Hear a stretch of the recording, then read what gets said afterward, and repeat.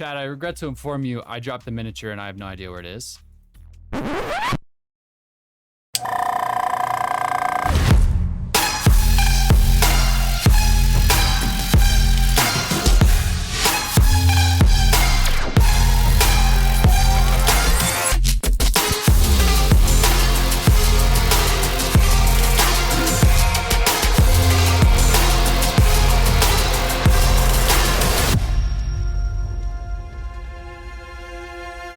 I think I'm ready. I need to like take a, we were ready an hour ago.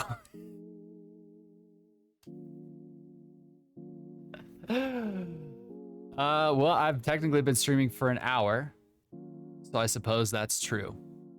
So I guess I owe you the Deathwing speedrun. Let's go! Here we go. Step 1. Appreciating. A little too much full improver in there. Okay, here we go. Oh no. Oh no. Not a stonks move, not a stonks move. I gotta switch colors. I'd never open that one. Not a stonks move. Okay, that's okay. We can adjust. We're going with this color. Pretty close. Oh no, not stonks. My cup is over here. Not stonks. Okay, we're good. The only mistake I'm making this whole time.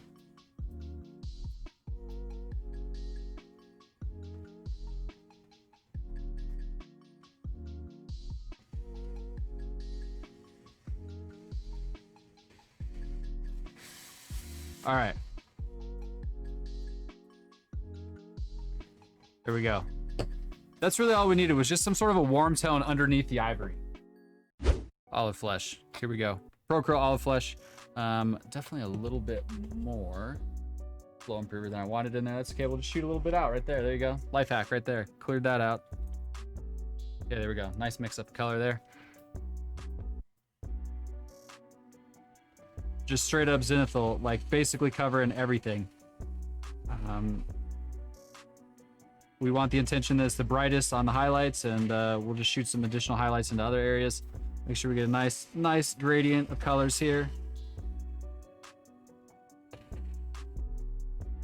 Okay, cool. I can handle that.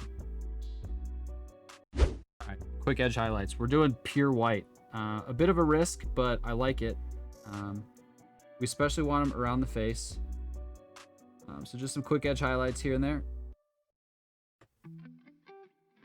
Targeting hard edges. And we'll basically clean those up a little bit with battle damage. Uh-oh, mold lines. Uh-oh, Chad, are you guys gonna make it? Can you survive? There's a mold line on my models. Is that gonna, are you guys gonna be able to sleep at night?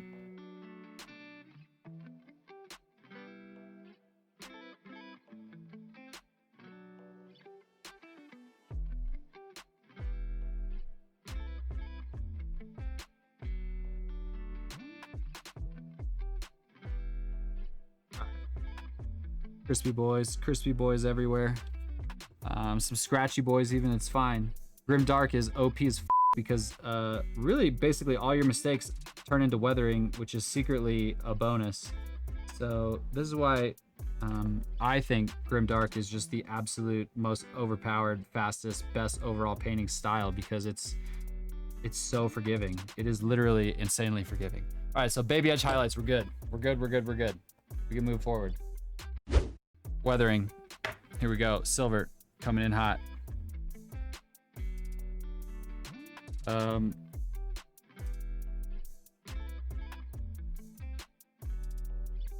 Sponge weathering. You see how fast that was, just having the sponge ready to go? That saved me some time.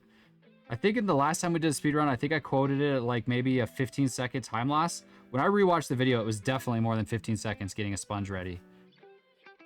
So it's crazy. Speedrunning though, I'm telling you guys, this is like a super fun experiment for me. This is a fun way to like push myself to like keep making creative and different content that can be useful on both YouTube and Twitch.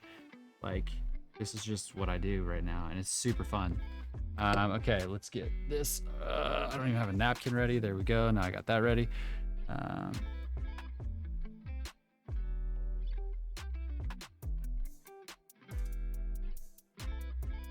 Cool. mahogany chips, you know, the usual, you know the drill. These colors just play so well together. It's hard not to do this every time I do anything that's weathering related. The target of the mahogany is to create an illusion of a pit inside of a chip.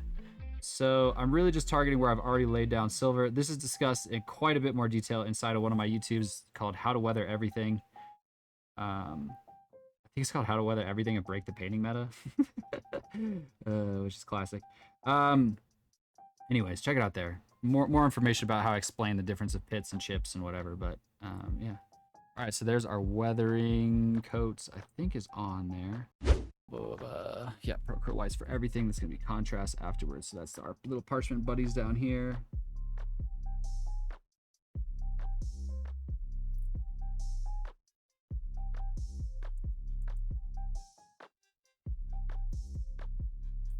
Feathers, these little parchment buddies up here.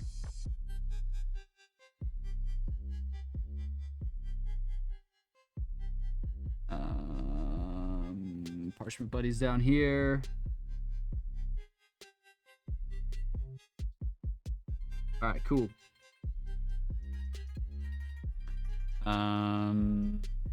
Cool. That's that step. I think we're good there.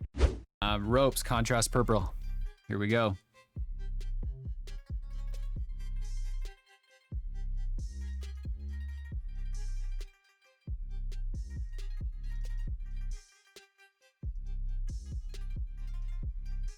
So this is what I was talking about, how base coating, if you base coat in a light color and you're doing the style of painting that I do, it's super, super, super strong because you just go contrast right over your base coat and it will tie your base coat to the colors that you're using, which is really good anyways. So you're getting like tones of this like light tan popping through the contrast and like keeps everything cohesive. It keeps your entire color scheme together. It's really strong and obviously it saves you time, which is crazy. Right? Being able to use an airbrush and contrast paints on the same model is crazy. But if you are able to put down a light base coat, you are just like so far ahead on the time game just because of using a light base coat. So there we go. That's basically the ropes. That's steps now. We need contrast green for the chest logo so chat doesn't cry. That's my note that I wrote down. I don't know, chat. You tell me. You tell me. Is that accurate? I don't know.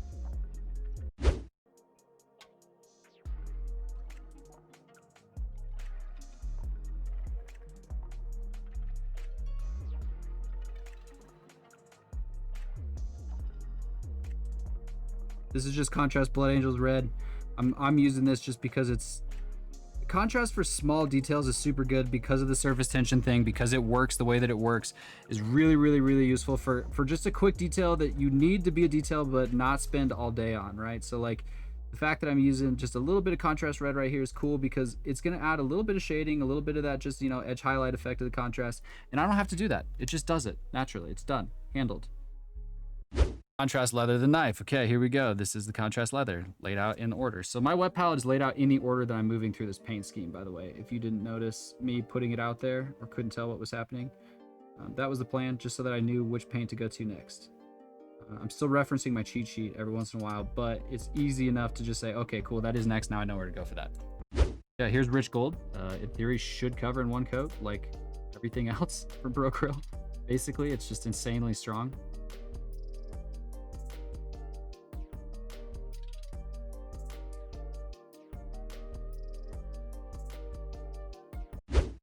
Let's get a little bit more water in the mix on this gold. I want it to flow a little faster. So I want to thin it down just a smidge. I want a little bit of faster flow coming off my brush. Let's hit this belt buckle right here. I think we got time for details. I haven't looked at the clock yet. I don't know where I'm at on time. But I'm just thinking that felt fast. So I'm just taking just an extra minute or two on just some additional details on the model. Just up in the value, right? I'm making a decision without looking at a clock that I think I'm good on time for right now. I think I know where I'm at, so I'm good. I'm gonna add a little bit more detail work right here. On the fly. I think we're into silver now for like guns and things like that. Same thing, let's water that down. Let's get that flowing super fast and easy. Get a nice, good coverage. There we go. Is that too thin? I don't know. We're gonna go for it. We'll just put on a bit of a thicker coat to make up for it. There we go. Silver, it's going on good. We're happy with it. Good coverage.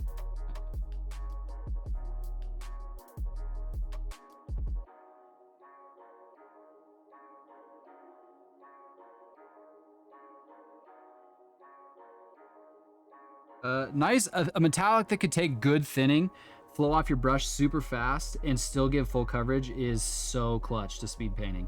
This is something that I've learned after doing just from commission painting, to be honest. If you're painting commissions or you're going for speed painting, the more details you can do in a good true metallic that covers in one coat fast is definitely a humongous time saver. Humongous time saver. It allows you to really open up what's possible with painting speed, because it just keeps coming back to the one coat theory, right? The more things that you could do on a model in one coat, the faster you paint. That's just how it works. And generally speaking, most paints cannot do one coat. There's very few paints in the world that are really good at one coat. A lot of pro acrylic paints can get damn close to one coat coverage, which is one of the 1,000 reasons that I love them. But a metallic, across most brands, most metallics can cover in one coat, unless you're using Citadel metallics, and they can cover in maybe 3 or 4 coats. They'll figure it out eventually.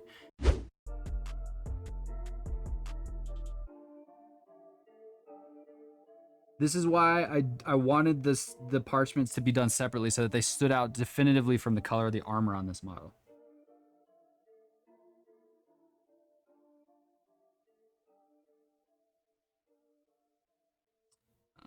Here we go, and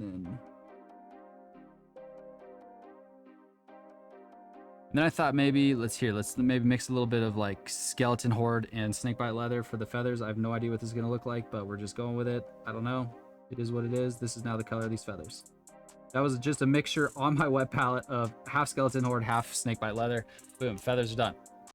This is I think Vulpus Pink is the name of this contrast paint, if I remember right. It's great for wax. Super easy, same style as everything else. Just cover that Pro Acryl white, one coat, done, son. Out of here.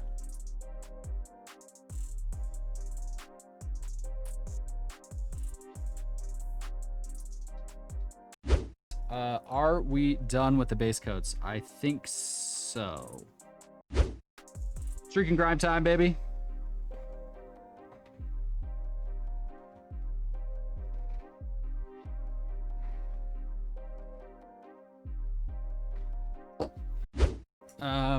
Is that looking dry to the touch already? No, pretty close. Let's cook that.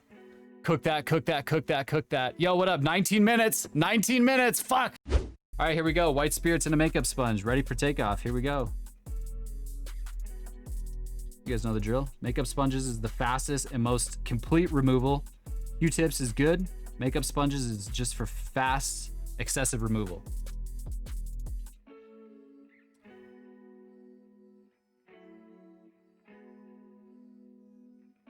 Uh-oh. Come back, you little makeup sponge, you little son of a bitch. Don't you try to run away from me.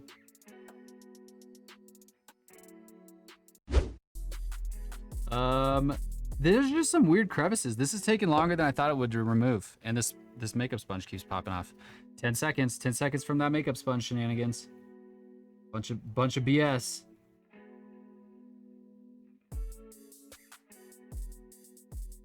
All right. Is this good removal? I'm thinking that's pretty close to how I want these guys to be. Paying extra attention around the face.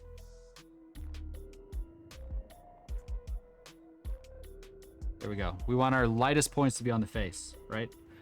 A little bit right there, right there, right there. Okay, cool. Let's cook it. Whoa!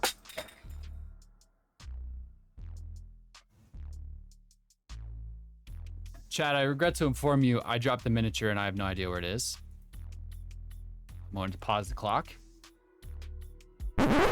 Chat, I literally don't know where the miniature went. We will be hitting the unpause button here in a moment before I rage quit and throw everything out the window. But first, I need to remove the dust and debris that's now attached to my model. The most ridiculous part is I still need to dry this on the space heater. So let's start the clock. That's not the same mini. Oh my God. I can't believe the model disappeared. I cannot believe that. How does that happen? Of course that happens, but like how? You know what I mean? All right, how are we doing? Are we pretty close to dry, especially on the face? The face needs just like one more second.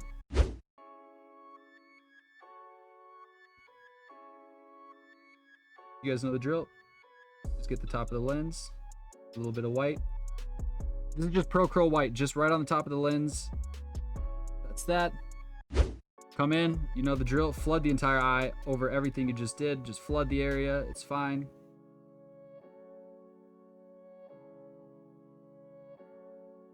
Oops, a little bit of a issue right there. A little bit of a booger run. Terminator eyes are obnoxiously hard to paint. I don't know what it is.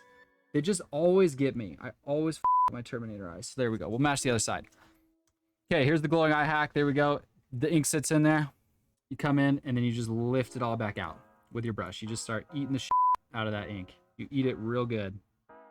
And you will eventually create a glowing eye. There we go. Boom, done. 24:07. 24 minutes, sub 25. We f***ing did it.